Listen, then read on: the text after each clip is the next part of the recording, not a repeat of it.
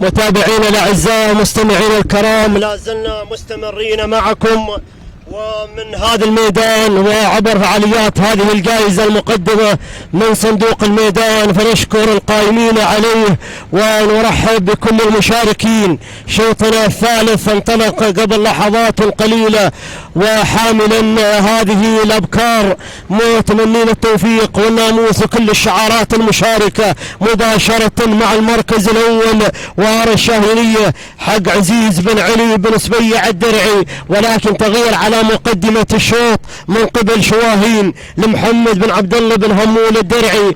ترى المركز الثاني الوصول من شواهين حق مطر بن حامد الدرعي. اما المركز الثالث التقدم والوصول من شواهين العادل بن محمد البلوشي، والمركز الرابع العزيز بن علي الدرعي. هذه النتيجة للمراكز الأربعة الأولى المتقدمة.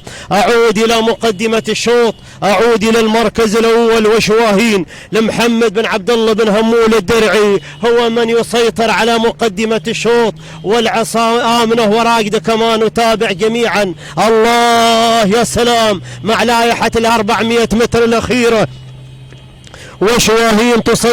وشواهين تسيطر على مقدمة الشوط لمحمد بن عبد الله بن همول الدرعي، ولكن الخطورة قادمة من شواهين. المطر بن حامد الدرعي ما شاء الله وتبارك الله. يا الله يا سلام، ركز يا مخرجنا على هذا الأداء المميز الذي تقدم شواهين المطر بن حامد الدرعي. والنقطة الثانية على التوالي، النقطة الثانية في صباح هذا اليوم، وخط النهاية يقف احتراما وتقديرا لهذا القدوم المميز. المركز الثاني لمحمد بن عبد الله بن همول الدرعي، والمركز الثالث ايها الحفل الكريم لمحمد بن عادل البلوشي. هذه النتيجة للمراكز الثلاث الاولى المتقدمة. اعود بالتوقيت الزمني 2:08 جزء من الثانية، التوقيت الافضل الى حد هذه اللحظات.